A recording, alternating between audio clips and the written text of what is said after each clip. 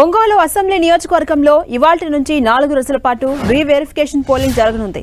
4 రోజుల పాటు బెల్ సంస్థ ప్రతినిధులు 12 బూతుల్లో రీవెరిఫికేషన్ పోలింగ్ నిర్వహించబోతున్నారు. ఒంగోలు నియోజకవర్గంలో గత ఎన్నికల సమయంలో పోలింగ్కి ఉపయోగించిన ఈవీఎంలపైన వైసీపీ అభ్యర్థి బాలినేని శ్రీనివాసరెడ్డి అనుమానం వ్యక్తం చేస్తూ తన అనుమానాలను నివృత్తి చేసుకోవడానికి ఎన్నికల కమిషన్ను ఆశ్రయించారు. ఒంగోలు నియోజకవర్గంలో పోలింగ్కు ఉపయోగించిన ఈవీఎంలను రీవెరిఫికేషన్ చేయాలని కేంద్ర ఎన్నికల సంఘాన్ని కోరారు. నియోజకవర్గానికి సంబంధించి 12 పోలింగ్ కేంద్రాలపై ఫిర్యాదు చేసిన బాలినేని అక్కడ రీవెరిఫికేషన్ చేయాలని ఈసీకి 5 లక్షల ఫీజును చెల్లించారు. బాలినేని అభ్యర్థనకు సీఈసీ అంగీకరించింది. దీంతో ఇవాల్టి నుంచి ఈవీఎంలను పునః పరిశీలన జరగబోతోంది.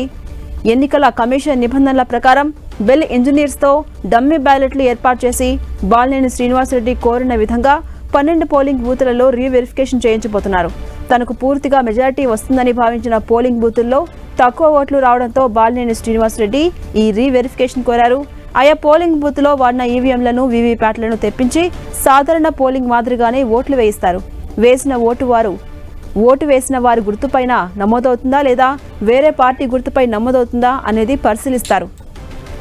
ఇక రీపోలింగ్ కు సంబంధించి ప్రకాశం జిల్లా కలెక్టర్ తమీం అన్సరియా ప్రత్యేక శిక్షణ కూడా తీసుకున్నారు.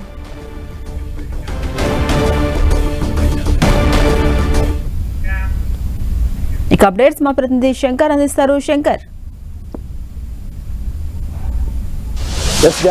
ఈరోజు ఏదైతే 2024 ఎన్నికలు జరిగాయో వాటికి సంబంధించిన ఈవీఎం కౌంటింగ్ కేంద్రాలపైన వాటి పోలింగ్ సరళిపైన తనకు అనుమానాలు ఉన్నట్టు బాలినేని కేంద్ర ఎన్నికల సంఘానికి ఫిర్యాదు చేయడం జరిగింది. సో ఆయన విన్నతి మేరకు కేంద్ర ఎన్నికల సంఘం కూడా ఆయన మాక్ పోలింగ్ కు కూడా ఆమోదం తెలిపింది. దానికి సంబంధించిన దాని ఫీజు కూడా ఇప్పటికే బాలినేని చెల్లించిన నేపథ్యంలో దాని కోసం ఒక 4 రోజులు కేటాయిస్తూ డేట్ను కూడా అధికారులు ఫిక్స్ చేశారు. సో ఈ నేపథ్యంలో ఈ ఎన్నికల పోలింగ్ అంటే మాక్ పోలింగ్ ఎన్నికల సరళి ఏ విధంగా చేయాలి, ఎటువంటి ఎన్నికల నిబంధనల మేరకు నడుచుకోవాలనే ఒక దానిపైన ఇప్పటికే హైదరాబాద్ లో జిల్లా కలెక్టర్ అయినటువంటి తమీం అన్సారియా శిక్షణ కూడా పొందారు.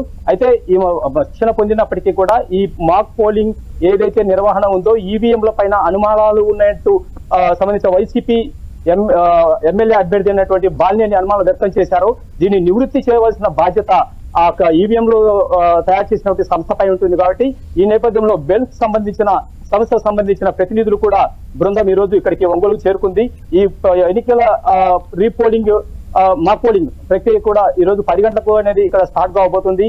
భాగ్యనగర్ నగర్ లో ఉన్నటువంటి ఏదైతే ఈవీఎం లో భద్రపరిచే గోడౌన్ లో ఉందో ఈ గోడౌన్ లో ఈ మాక్ పోలింగ్ నిర్వహణ కూడా స్టార్ట్ కాబోతుంది.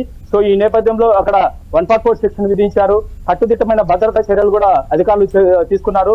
దీంతో పాటుగా ఏదైతే 2024 ఎన్నికల్లో మొత్తం బరిలో నిలిచిన అభ్యర్థులు ఎవరైతే ఉన్నారో 26 మంది వీరికి కూడా ఇప్పటికే అధికారులు సమాచారం కూడా పంపారు. ఈ సమాచారం పంపిన నేపథ్యంలో 26 మంది అభ్యర్థులు కూడా ఇప్పుడు ప్రెసెంట్ ఈ మాక్ పోలింగ్ అటెండ్ అయ్యే అవకాశం ఉంది. ఈ మాక్ పోలింగ్ కూడా చూసినట్టయితే ఇంకా ఏదైతే 2024 కౌంటింగ్ అంటే ఎన్నికల్లో ఏదైతే నిర్వహించారో ఈ 12 పోలింగ్ కేంద్రాల్లో నిర్వహించినటువంటి ఈవీఎంలను కౌంటింగ్ రోజు ఏదైతే ఈ లాటరీ పద్ధతిలో ఎంపిక చేసినటువంటి ఈ 12 ఈవీఎం యంత్రాలు ఉన్నాయో వీటిని ప్రధానంగా వీటిని పర్యవేక్షించబోతున్నారు. రోజుకు 3 చొప్పున పర్యవేక్షించి వాటికి సంబంధించిన ఏదైతే అనుమానాలు ఉన్నాయో అభ్యర్థికి వాటిని నివృత్తి చేసే విధంగా 4 రోజుల పాటు ఇక్కడ రీమాక్ పోలింగ్ అంటే జరగబోతుంది. Jhansi, right, thank you Shankar.